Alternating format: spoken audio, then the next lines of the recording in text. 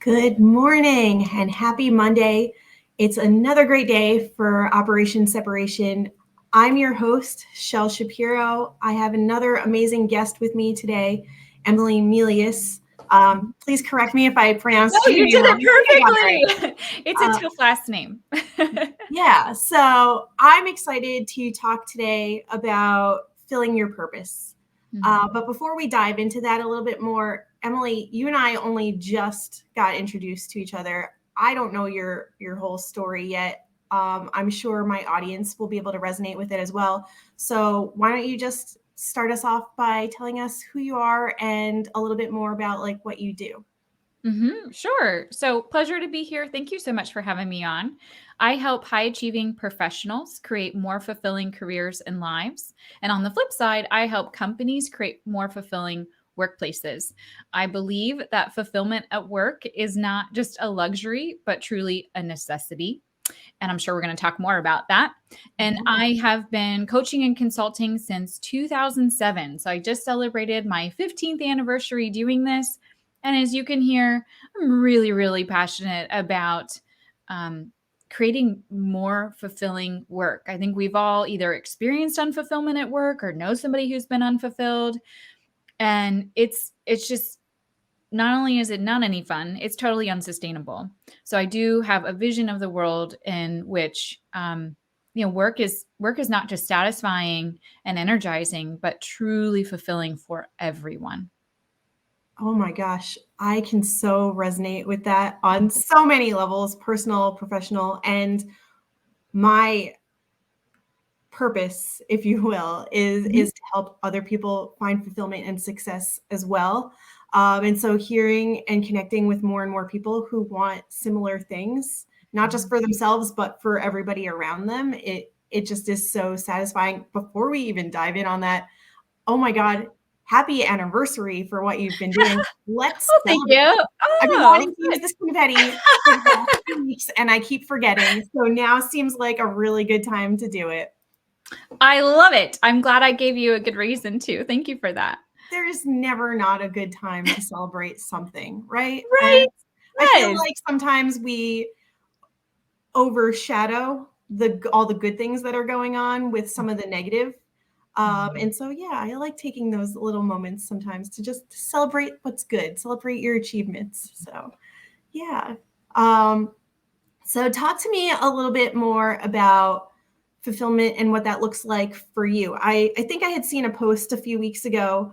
And again, we've just started following each other, but I think I came across a post, or maybe it was on your website, where you said that you found your purpose pretty early on. I think it was like 6 years old or something like that. Uh, Yeah, well, how I did think that you're talking. happen? Yeah, I wish I had that amount of clarity at 6 years old. I think you're referring back to when I was in 6th grade. Okay. I for the which that 6 number definitely right Yeah. on, which is still pretty early on in life. I was exposed to something called the Kolbe Index, and that had a lot to do with me finding my purpose in life and helping people on the path to fulfillment. And Kathy Kolbe is the researcher behind these particular tools. Now it's an entire organization and research company called Kolbe Corp. They also have a sister company called Dynamines. They're located out in Arizona. And Kathy, not only was I exposed to this tool early on in life, but Kathy actually became a mentor of mine. So, not surprisingly, her thinking has been a big part of my trajectory. But at the end of the day, what that particular assessment measures is very, very unique. So there's over 800 psychological assessments out there. Last I saw a count. There's enough to make your head spin, and it can get really confusing, even for people like me who enjoy self-awareness and insight. It's like, okay, my goodness, how do I tell the difference? But what's so powerful about the Kolbe indexes, which is why I use them every chance I get, is that they get at a person's how. So most or all other assessments get at what or why. So what you know or why you get out of bed in the morning. But Colby gets at how we instinctually, naturally take action and get results when free to be ourselves. Can we do it a different way? Absolutely, but we pay a price for that. And that friction gets in the way of our fulfillment. And the reason why that was such a big deal, even in 6th grade, Yeah. is most of the world, from early on in our education all the way through our careers, they focus on two things. And, we get advice like, hey, you have great grades in math and science. You should go be a doctor, right? Go major in pre-med. But I'll tell you personally, I got straight A's in calculus, but no way do I want to do a career that makes me do math, right? So competence or even excellence does not predict careers or roles that are most fulfilling for ourselves in and of themselves. Or we hear advice like, do what you love and you'll never work a day in your life, right? We've all heard that. That's only part true, sorry to say. It only works to a point because your passions will get you in the right industry. They don't get you in the right job. So, unless or until people have that amazing life changing discovery like me in 6th grade that gets at your how, then it's really hard to unlock fulfillment in our lives because personality and intelligence just isn't enough. It's not the full picture. And so that's what I get to do every single day, which is why I love my job and find it fulfilling in many Yeah. ways, is I get to show everybody the full picture. Finally, they see all three parts to the formula. And when they can quantify fulfillment, clarify fulfillment in tangible ways, it's like, oh, okay, I've got this. I know what to do. I know the target. Now I can work towards that. Okay. So the Kolbe Index is something that you've been using in your coaching, in the work that you do. You actively use this. Absolutely. Uh, Yes. do you Yes. And use it's it? not the only thing, right? We Yeah. take a couple different inputs, but it is the only thing that measures that piece of what I call the fulfillment formula. Yeah. There's three things that must be in alignment for us to be fulfilled in our careers and lives. And one of those pieces is that innate talent piece, that how. And if we don't even know what that is, how are we supposed to create alignment? And if that, or knowing that the Kolbe Index is the only tool that measures that, that's why it's such a critical part of the work that I do, because good decisions start with good data. And it's my job to supply my clients with really Yeah. good data, really good insights, so they can shorten the learning curve on what fulfillment looks like for them. Yeah, and this sounds, I have actually never heard of the Kolbe Index, so this is new for me. Mhm, But what I do know a little bit about and have used before is like the Gallup assessments, mhm, or the Myers-Briggs, mhm, the standard like personality, or like your way of being, like your mhm. natural like way of doing things, but not the how you do them. So like Yeah, to yeah, your yeah. point, like I on a Gallup assessment, and again with any of these assessments, like I think it's a sliding scale a little bit. Like it's how true do you want some of these things to be, almost like Mm, a horoscope. You can almost like mm, kind of relate to all of those things, and like which ones feel true to you. So like on a Gallup assessment, I'm like, I skew on the executing side. And on the other part of that, there's like a clear divide of like it's executing and relationship building. mhm, And I'm really good at both of those things. Like I think you have like five different things, and I'm like three over here and two over here. And I'm like, all right, well, I've spent my entire life so far mhm, only showing up in the executing way. Nobody knows me as a relationship builder. Like you do, but like that's not what I'm remembered for. You remember me for getting the work done. You remember me for mhm, wearing all the hats and doing all the things. You remember me for the executing stuff. And I got to a point where I was like, I'm great at these things, but I don't mhm, want to do these things. I mhm, want mhm, to focus more on, yes, I do have some strengths and talents there, but like what really fulfills me, what I find more enjoying is the relationship building piece. mhm, And I was like, okay, I have all this going on. And so it was more about like figuring out how that relationship building piece could work for me in like after navigating burnout, after seeing what like I had gone through, experiencing all the things and not wanting anybody else to feel any of those things anymore. Well, okay, mhm, now I've got this piece and I can bring that to other people. And mhm, so that's how that came for me. But like I wonder how much sooner I would have discovered it had we used that Kolbe Index. Like, you never know, you don't know what you don't know. And had I Right. known that was out there, like, holy crap, I would have been doing this 10, 15 years ago. Would I have been doing it around burnout? Maybe not. But the fact still remains of like getting to the point of like how you do these things, Mhm. and then putting it together with the why and the what. So I Exactly. love that. Yeah. Exactly. Yeah, and you're bringing up a great point, which is that why piece. So Myers-Briggs, Strengths Finders, Predictive Index, 15PF, DISC. I mean, we could be here all day, right? There's a lot of them, hundreds of them Yeah. out there. Those get at the why piece. And that's really important because in our brains, that's the spark that sets the fire. It doesn't matter how talented you are or how skilled you are, because if you don't care, you don't put in any effort, right? Yeah. So being relationship um, triggered or driven is a better word. Yeah. That's your spark. That's what gets you in the game and off the bench. And that is the first part of our creative process in our minds. So the way our brains actually work is we have to tap into our why, which is why Simon Sinek, thank you. You're really helping us all understand our why, right? Yeah. But there's plenty of things that I want to do and I'm passionate about doing and I prefer to do, but I don't do them, right? So why and being passionate is not enough. And if we are 1,000% passionate about something and then we get ourselves in the wrong seat on the bus, not only are we no longer passionate, we often become bitter about that thing we were once passionate about, right? So that's Yeah. why it's the interplay. So your what, your why, and your how, your skills, your passions, and your talents. It's not a majority wins. It's not a 1 out of 3 or 2 out of 3. You have to check all 3 boxes. So those other types of assessments, the personality preference type based. I know they use a lot of the same words, so it's super confusing, but they're all rooted in the what's called the affective part of the mind. That's our feelings, that's our emotions, right? What do you Yeah. prefer? What do you believe in? What do you value? That's the spark piece. But once we're in the game, then we take action. Our brains allocate our mental energy.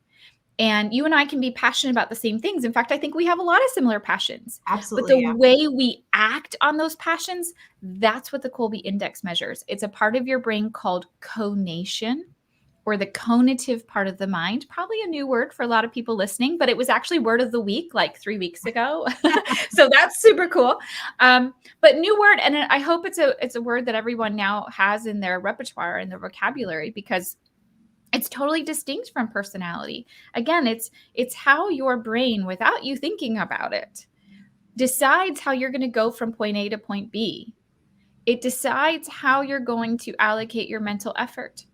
And again, you can do it a different way, but if we force fit ourselves into roles and situations that say, okay, I know you would naturally go this direction, but I'm going to make you go this way, Yeah. the that's what leads to burnout.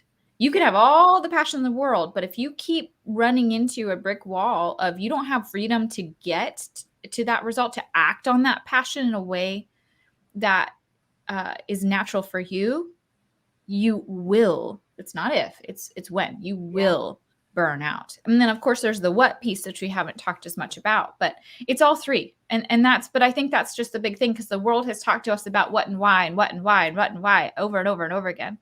But it's the how piece that tends to be the like revelatory piece of the puzzle for most of the people that I talk to. Because you're right, most people haven't ever heard of it. Most people have never taken the assessment. Most people, just for many reasons, probably topic for another day, it's just not as well known as some of those more personality type factors. Sure. Uh, so you brought up like a great. I was going to segue to this at some point, but so I'm glad that you kind of like led me in this direction without Uh-huh. having to do it. You mentioned the brain and like Mhm. what your brain does when you are naturally inclined to do something Mhm. versus going against it. Mhm.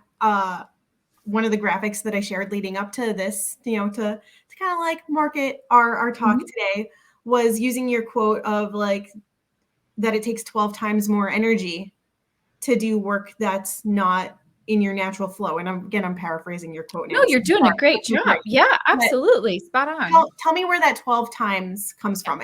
And before I'll give you that floor to answer, the original graphic that I connected with you with was that brain image, right? The like that typical we think of like this is your brain on drugs, and you had shared a really powerful graphic of this is your brain when you're doing unfulfilled work. And Mhm. it was like firing on all cylinders. It was red everywhere. It was activated. It was like doing so much. And that's just the brain. Imagine what your body is doing when you're exerting all that extra energy and Mhm. like strength and stress to do something that's against your natural flow. So Mhm. talk to us a little bit more about where that 12 times comes from, because did have somebody ask, like, where does that metric come from? Like, how do you get that? But also, Yes. like, why is that so important? Yes. Okay. So many great questions there. And this is a publicly available study. It was actually a breakthrough study in neuroscience performed in 2012 by Kolbe Corp in combination with, and I always forget which version of Arizona University it is. I think it's Arizona State University. I'll have to get back to you on that to make sure I'm accurate. But it was in conjunction with an Arizona-based university, and it showed for the very first time where conation, where these instincts for how we allocate our mental effort, is housed in the brain. It's actually in the back occipital lobe, which is one of our more primitive parts of our brain to develop. So it really goes hand in hand with the idea of this being instinctual. It's not something that we've learned or acquired. It really is built in. It really is primal.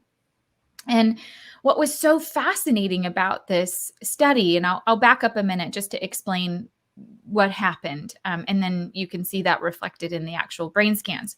So they had an individual go through an exercise that played to his strengths, so to speak. So they knew it was going to be inflow for him. And his brain showed up a little bit of red on the brain scans, which is a good thing because if his brain was all white, he would have been resting. But he was exerting effort. So at the end, they asked him, how was that? And he said, it was good. I feel satisfied. I feel productive. I feel happy. All those good things that we might describe ourselves as when we're fulfilled, right?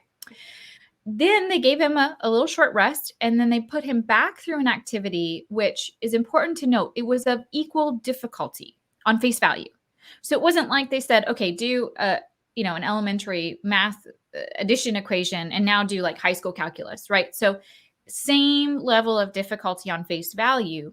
But in the second instance, it forced him to do things, to take action in a way that was not natural. So I know for someone like me, it would be, hey, Emily, I need you to solve this problem, but you can't ask questions. We're going to give you really unclear instructions. You can't Google anything. You can't do any research. Because for me, specifics and having details and having clear expectations and thoroughness, that's really important for me. So to make me do it a different way would be frustrating, right? And that's what happened for this gentleman. And they actually quantified, that's their calculation, not mine, that it took him 12 times more mental effort. 12 times. I mean, that's tremendous. And our brains are extremely efficient things, which we'll come back to that in a minute. Our brains do not like exerting 12 times more effort. And even worse, adding insult to injury, did he get 6 times better results? 2 times better results? No, he got less results. He was less satisfied. He was less productive. So all this extra effort, way inferior outcomes in performance. Yeah. I mean, that is a huge recipe for wasted effort, which is why we ultimately get to burnout because, like you were saying, this isn't an emotional process only, although he actually got more emotional. Part of what used up all that extra mental energy is when things don't just come naturally, we have to or we get frustrated, right? Then our emotions come into play. We're angry, we're frustrated, we're annoyed, we're anxious. And then we actually have to think a lot harder about things. So we involve the cognitive part of our brains a lot more. We think it, we overthink it. We have to rely more heavily on skills, experience, and training. What was I taught to do? What should I do? So everything gets clunkier. Everything gets harder. My clients actually refer to this as the stupid effect because it makes you feel stupid, right? Like nothing's working, and you know you're not stupid, but you feel like just suddenly everything just isn't working, and you just feel plain old stupid. Or we call it the brain on fire, where it just really feels like nothing's functioning correctly. And the big danger in that is our brains, being very efficient beings, will say, okay, nope, I'm enacting self-preservation mode. And what our brains do is shut down Yeah. because it knows that it cannot maintain that extremely high level of inefficiency. And that's exactly what burnout looks like. If you've experienced burnout or know somebody who's been in it, it's not on your terms, it's not always when or how you want it to happen. You just shut down. And that is how our brains protect us from something more serious happening. And Yeah. oftentimes along the way, we see people have health consequences. I know people who had chronic health issues that as soon as they changed jobs or, stopped that burnout cycle, they became healthier or those chronic issues totally went away. So this is a physical reaction along with other things. But I think sometimes we don't give ourselves credit for how physical this is and why there's so many physical implications of Yeah. unfulfilling work. Absolutely. And I can tell you from my own experience, uh, it I did feel like my brain was on fire all the time, but I still kept doing the stuff. A lot of it was because I'm a people pleaser. Mhm. As much as I say that I'm recovering, I'm not. I'm something that I'm still working on, but I didn't Me want to let too. people down. Yeah. And so I did keep trying to push through. And then even though my brain was still firing, my body said my body was what shut down Mhm. first. My brain was still going like exponentially, Mhm. and my body broke down. Mhm. I had acid reflux and heartburn nonstop for years and never attributed it to like, I knew it was related to work stress, but I never attributed it to the burnout necessarily. I just Mhm. thought it was its own thing. But no, then you have like the anxiety and the panic Mhm. attacks and Mhm. the emotional stress, like overwhelm beyond the anxiety. Like I was just breaking down. I would cry uncontrollably. Just at it seemed like it was out of the blue, but it clearly wasn't. Um, I'd have similar to like a heart attack, only I wasn't, there's nothing wrong with my heart. Like I would have numbness and tingling down my entire arm for hours and like slight chest pain and palpitations, but like I'm seemingly still healthy, like I'm still here, I'm not like, but I wasn't. And so I had Mhm. all these things happening at the same time, and I knew my brain was overfiring. I wasn't sleeping at all. I wasn't Mhm. even, I would go to sleep and I love to nap. I love to like be able to take breaks, but they weren't restful because my Mhm. brain couldn't turn off. Mhm. And so take any one of those things. Take the heartburn, take the acid reflux, take the like the mental fogginess that starts to like set in when your brain Mhm. just doesn't have time to turn off and recharge. Mhm. How do you fire on all cylinders when there's fog? Like you can't even see the road clearly, and like to make a clear decision or a clear answer, how do you Mhm. see what's next? And I just at Operation Separation for me like came full force because I had no other choice. Right. And that's why I'll reiterate that fulfillment, particularly at work, is not a luxury, it's a necessity. Yeah. I think sometimes we position it as, um, gosh, I'm being selfish to want fulfillment. Or, who am I to say that I won't settle for anything other than fulfillment? And we put on ourselves these negative labels around being that person who's obstinate about pursuing fulfillment. But the alternative is your health, your productivity, your relationships, your happiness, your mental wellness. And if you aren't healthy, then nothing else matters. I can assure you of that. Yeah. Again, for those who have gone through, and I've gone through minor, I guess, relative to what other people have gone through health events, but really nothing else matters in those moments. And, you know, what's the price that we're willing to pay? And again, we're not being selfish, because it's not like our employers, your employer in that time of your life was not benefiting from your brain being on fire, from you being exhausted, from you not being able to fire on all cylinders. So while employers may not articulate it in this way, they don't want you to be unfulfilled at work either. Yeah. Everybody wins. That's the crazy thing. But the awesome thing is that we're all on the same team, or at least should be, for whatever your reasoning is. And yes, employees might have different reasons for wanting to be fulfilled at work than our employers may, but we all win together when we're fulfilled at work and when employers are helping us by creating more fulfilling workplaces. I love that message so much. And I think it gets forgotten so easily, because you're right. What the company goals may not always align with the employee goals, but they should be correlated in some way. In Like this way, absolutely. Like if I'm transparent about what I want to do here, and you're transparent about what you want to do here, and there's no reason that both things can't happen. Let's support each other and show up together.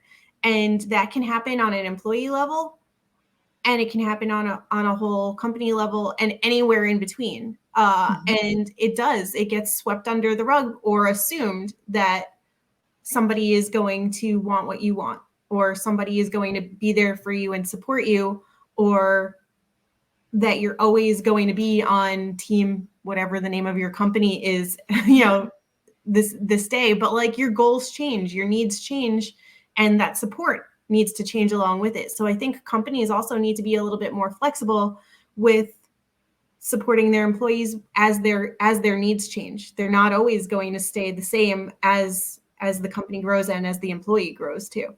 Yeah, so both sides have to advocate for alignment. So fulfillment equals alignment of our skills, passions, and talents.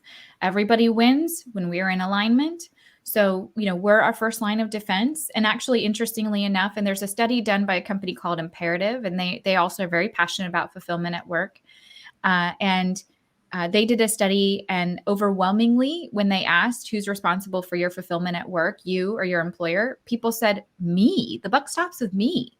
And I did a LinkedIn poll a couple of weeks back, and 500 respondents answered that same question. And I think something like 98% said, me. I'm responsible for my fulfillment at work. And I've also done that same question in company-wide trainings.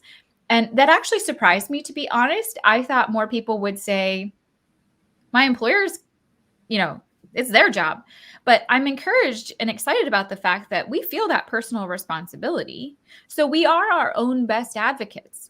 We can't abdicate that, because, if we're not going to advocate for ourselves, who's going to? If we can't step up, why would somebody else? So keep that in mind. And that's why that self-awareness, by having good data, by having good insight, by being able to articulate our what, our why, and our how. If we can't even define those things, again, nobody else is going to be better at them than us. We're the people that live with ourselves 100% of the time. So we should know ourselves the best. That positions us to be our own best advocates, to communicate what alignment looks like, and then advocate for that on a regular basis. But companies are responsible for creating good growing conditions, right? So I have a really brown thumb. So I have a lot of fake plants in my house, but I know in theory, if you're going to grow a plant, right, I can't just shout at it, grow, right? Or there's nothing I can do to really physically make that plant grow. However, I can create healthy conditions. I can make sure that the soil has good nutrition. I can make sure that it's positioned in the right place with sunlight and watered frequently and cared for and pruned. I can, again, create all of the conditions to set that plant up for success. Yeah. And it has to do its own growing. And that to me is such a beautiful analogy to what should be taking place in our workplaces. And then everybody wins when we have a full, healthy garden. That everybody takes advantage of the produce in that situation. Yeah, it's a win-win. It's a win-win-win, because then the person on the other end that's benefiting from those services, it comes out great too. Right. And it just going. And fulfillment's contagious, to your point. Yeah. Think of somebody who you've known in your life or maybe seen around LinkedIn, and they're not just successful. Success is great, right? I think it looks attractive, but you can tell they're fulfilled. Like they are living their purpose. They love what they're doing. Like if they never had to earn another paycheck in their life, they would still be doing that exact same thing. And think about how attractive they are. Not in a romantic sense, but just in like a Yeah. relationship sense, right? People want to be in their sphere. People want to talk to them. People want to understand what are they doing so they can replicate that. So fulfillment breeds fulfillment, because when we're fulfilled, we want to give that to other people as well. But unfulfillment breeds unfulfillment. When you're miserable, when your brain's on fire, when you're exhausted, when you're annoyed, you're going to dish that out to everybody around you too, whether not necessarily intentionally. That's Yeah. just, when somebody bumps into your cup, you spill out whatever's inside. And there's an author, and now I'm forgetting his name, but I think he wrote The 100 Times Leader. And one of the points of their book said, you cannot give what you do not possess. So if you're a leader, if you're a manager, if you're an entry level, if you're a top level executive, whoever you are, if you like what we're talking about here, or if you want fulfillment for your family, if you want fulfillment for your kids, if you want fulfillment for the people who follow you or in your team, it Yeah. starts with you, because you can't give that to them if you do not first possess it. Yeah. And in order to do that, we need to take that first step and know what that is that fulfills us. Yes. We need to know Right. what it is. Right. Right. Now what happens, let's say, what happens if you know what you need to make to feel fulfilled, and but you don't know how to get it? What's that next step? Like I'm going to use myself as an example here. Okay. It's not a therapy session or a coaching session, but Mhm. well, I'm going to use myself as the example because I've gone through it. What happens when you ask for help and say, like, here's what I want to do, here's what should be happening, which may or may not be. Let me back up. I had a clear vision of what I needed to be doing for the company, and I had a clear vision for what I wanted to be doing for myself. I had goals for myself. I had goals to grow within the company. The company wasn't having any of that. They just wanted me to keep doing stuff the same old way. And I was very vocal of like, nope, this is what I need. I need support here. I need these things. And if you want these things, this is what I need to continue. And so I had that awareness of like, this is what I need to feel fulfilled. Like something's not wrong, to the point where like they asked me a lot, why are you always so unhappy? Can't you just smile? First of all, never tell a woman to smile. Like I hate that. It's like telling me to like, oh, just like shake it off. Things will get better. Like all those Fake like it till you make it. Yeah. Yeah. all those like things that you don't actually have to like, they're harder to do than it's easier to say, but harder to put into practice. And I'm like, I can't Especially authentic people. They're not gonna yeah. smile So to forcefully. your point of like, Yeah. if somebody bumps into your cup, whatever is in there is going to spill over. If I am feeling unfulfilled in what I'm doing and I'm banging my head against the wall all day, I'm firing on all cylinders, I'm not resting, I'm all the things that we've just discussed. Yeah, it's going to spill over when I'm frustrated or angry or resentful that I'm like doing all these things and asking for rest and support. So what happens when you know what you need and you're told no, or not right now, or that's not going to happen, or just keep doing? What's the next, what would you suggest is the next step? Now I've gotten myself out of it, so we're no longer talking about me, but Sure. other people may not know how to navigate that. Well, first I want to back up just a little bit in answering your question and clarifying that fulfillment is not a place we arrive at. So it's not like one day we say, I'm fulfilled, I'm done, right? So it's much like our physical health, right? And this might sound really obvious, but I think this is a helpful point to make, because our our job is really never done here, right? And just because you've experienced fulfillment doesn't mean that you can fall out of fulfillment later on. So, for example, um, we might have our physical health goals, right? Exercising, dieting, maybe we reach our target weight, for example. And we can't just say, okay, I'm here. I reached my health goals, my physical goals. I'm done. No more work involved, right? No, it doesn't work like that. To stay healthy requires daily good habits and decisions, right? It's about realigning our daily habits with our health goals all the time on a micro level, right? And then we don't find ourselves like, oh my goodness, I'm 25 pounds overweight, or I just feel cruddy, or, we avoid these kind of major out of sync misalignment moments. So the same thing is true of fulfillment. It requires a series of good daily habits and decisions. And, I would say too, like, don't feel discouraged if you find yourself a little bit out of alignment. That's just going to happen, right? Life doesn't deal us that perfect hand, Yeah. but it's about, okay, how do I get back into alignment today?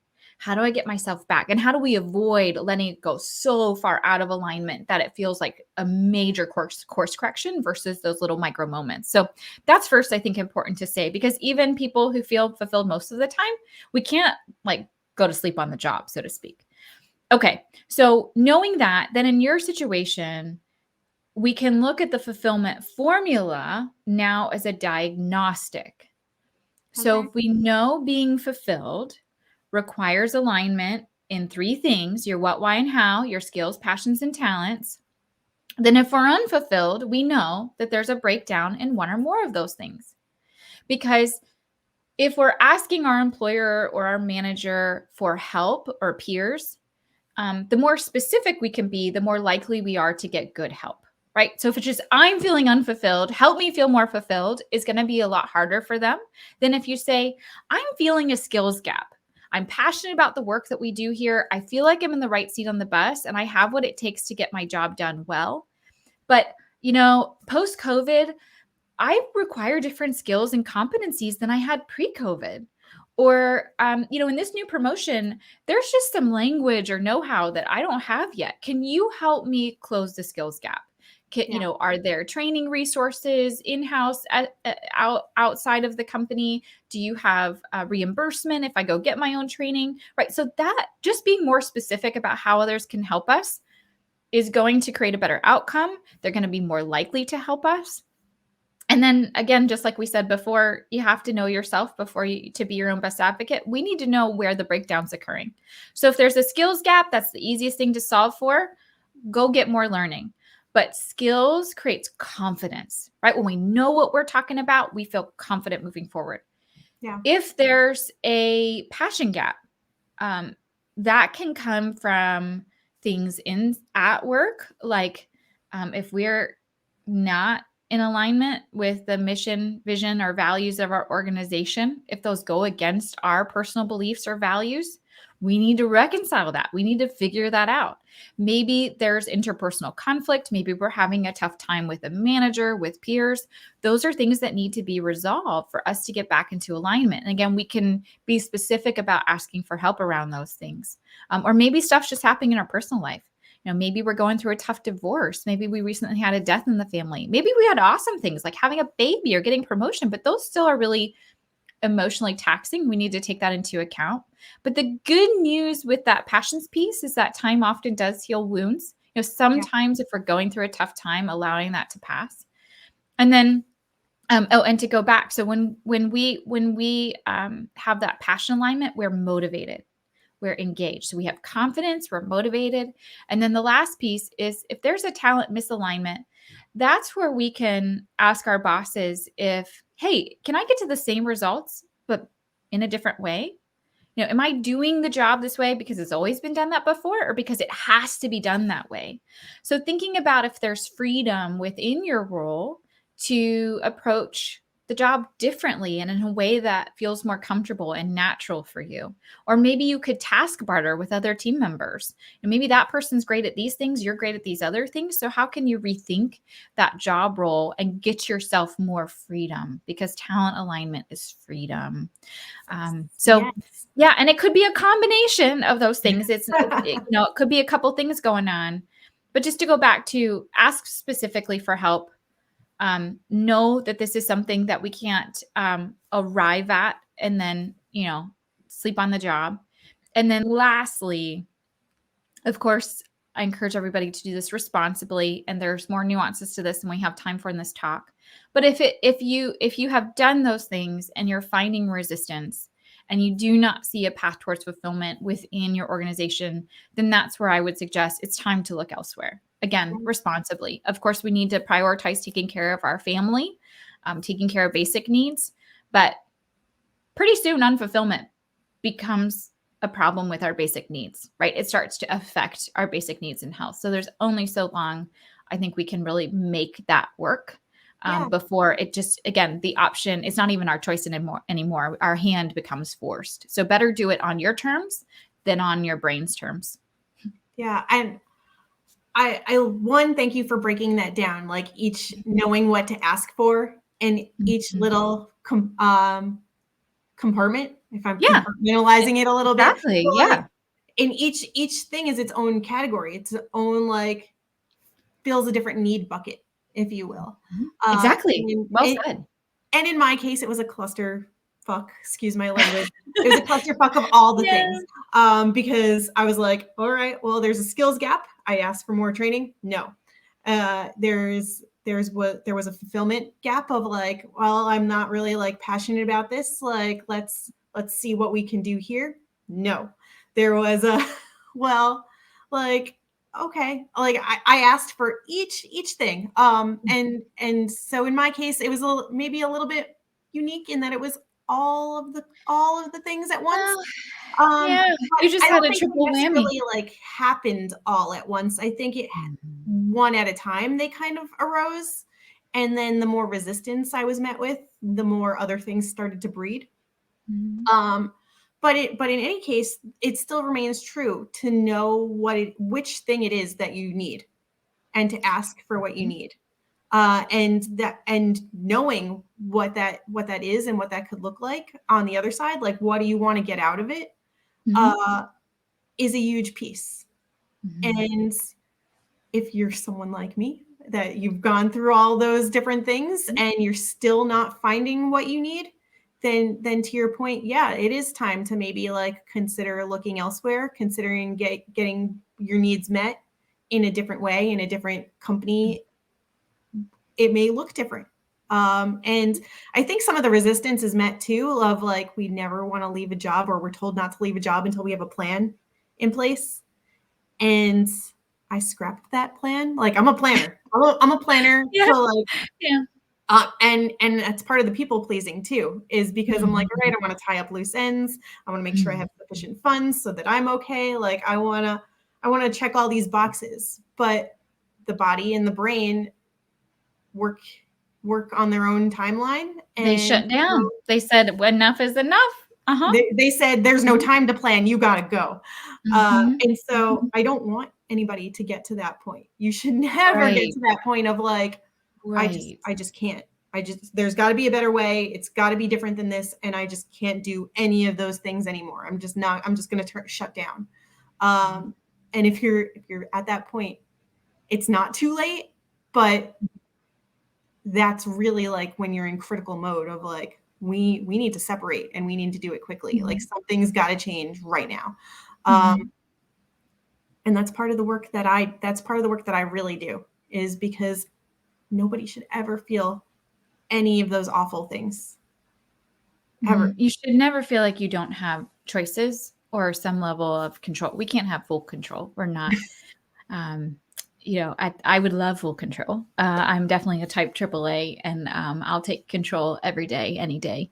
But control the things that we can. And for me, with my work with clients, it's really important for me that they feel control to a certain degree, and also choices.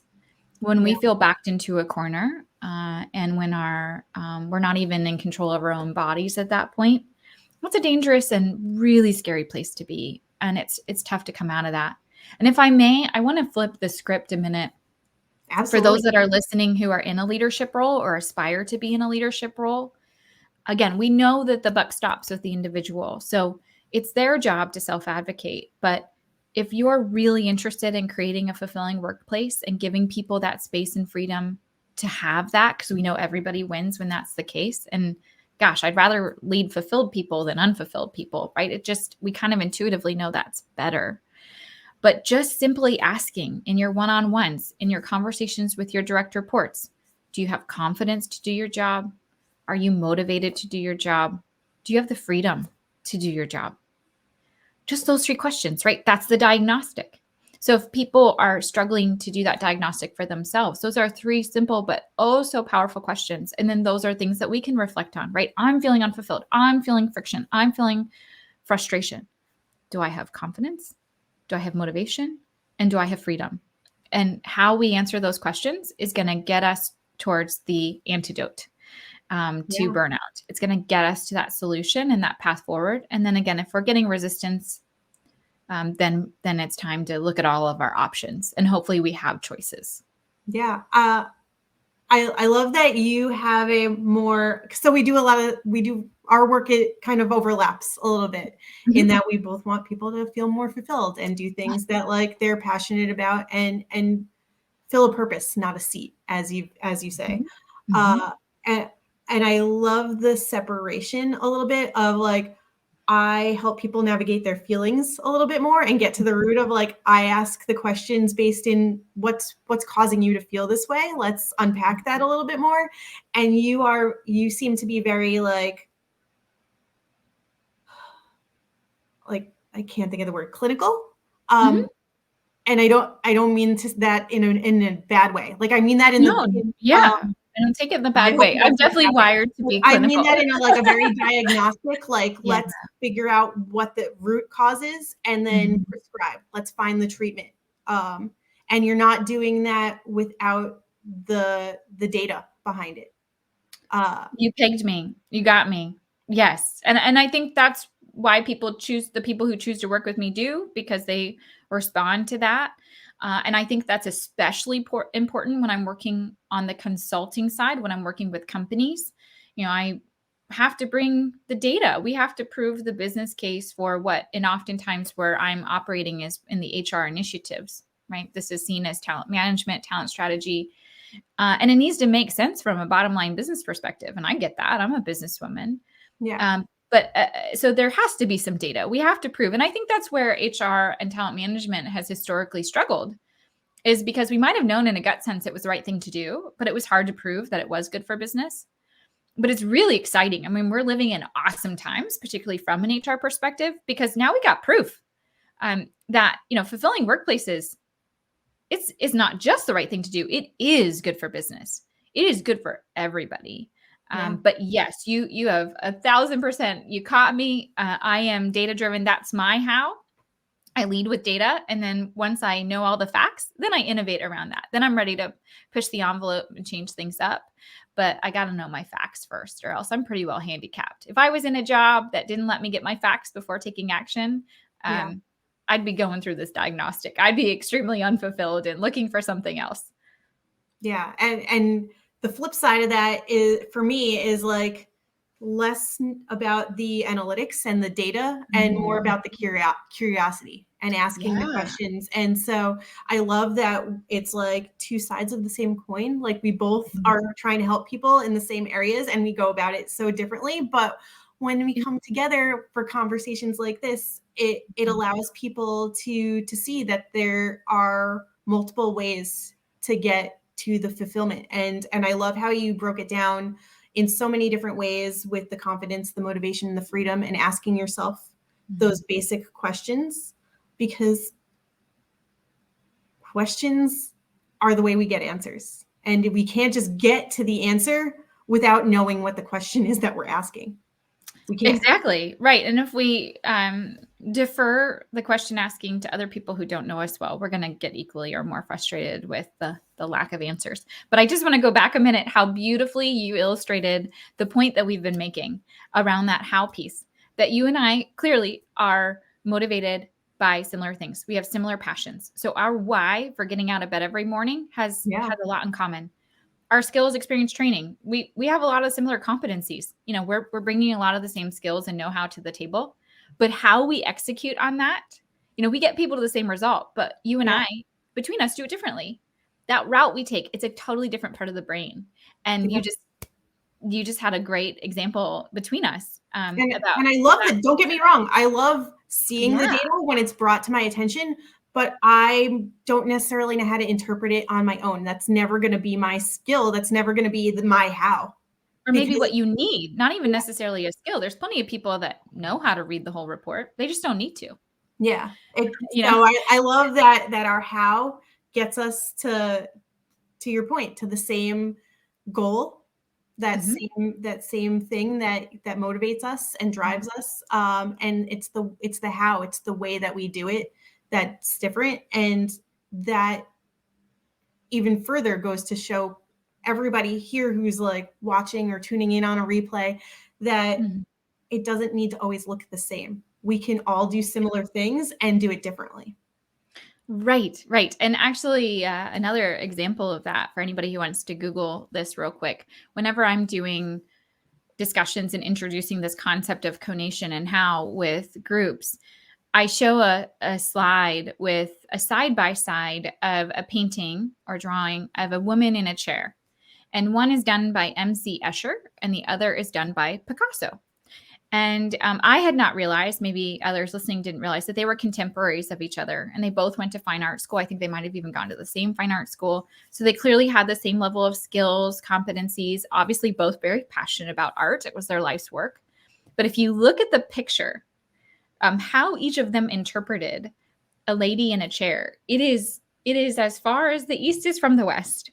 We can all probably envision Picasso's as being very avant-garde, very colorful, simple. He didn't have a ton of detail or I would say even accuracies, right? Because things aren't necessarily Yeah. anatomically correct. MC Escher was all detail and patterns and complexities, and his was black and white and just totally different interpretation. And thank goodness that God created us all that way, because otherwise it'd be a really boring world. But again, it's not, passions are great, but they're not enough. Skills are great, but they're not enough. You have to understand how you would paint that picture. How do you contribute to life naturally?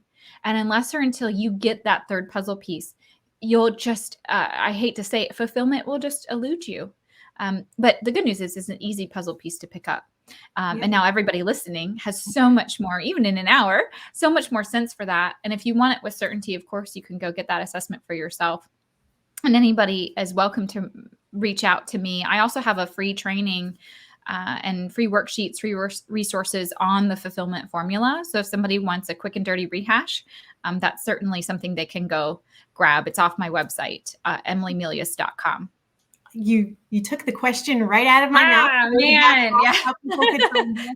Yes. Yeah. So I love everything that you've brought to the table today, because it Thank just opens up room for more discussion, more you. questions to be asked, and more people to find fulfilling careers and work and do more of the things that light them up. And so Mhm. I'm here for these discussions. I love that you've been able to join me today, Emily. Thank you so much. Uh, we've got more coming up in the next few weeks with more amazing Operation Separation guests. Go check out Emily's website. I will drop the link for you in the show notes after this live, because I don't think I can post to it right now. And Emily, is there anything else that you want people to take away from today? Again, just thank you for listening. If you are that high achieving professional who wants more fulfillment in your life, definitely go to emilymelious.com. And if you are a Linda's business dropped it. leader, yeah, perfect. Thank you, Linda. Tricky last name to spell, so you can catch that there. And then if you are a business leader or want to be in that leadership role, whether formally or informally, I think we can all be leaders regardless of our job title, and you want a more fulfilling workplace, that's where you can check out my consulting company. It's launchconsulting.io. And you can head over there and see how we can help you. And my goal is, we're going to work at this from both sides and meet in the middle and truly get every single person the fulfilling career in life that they deserve. Absolutely. I am here for this. I truly believe that you deserve to be in a fulfilling role. And we're here to support you in whatever that looks like. Thank you so much, Emily, for being here today. Thank you to everyone who's watched. If you're tuning in for the replay, please just use #replay so that I know where you came in on this. We will try to answer any questions that I didn't pop up on the screen. And tune in next week for another Operation Separation. I'm your host, Shel Shapiro. This is us signing off.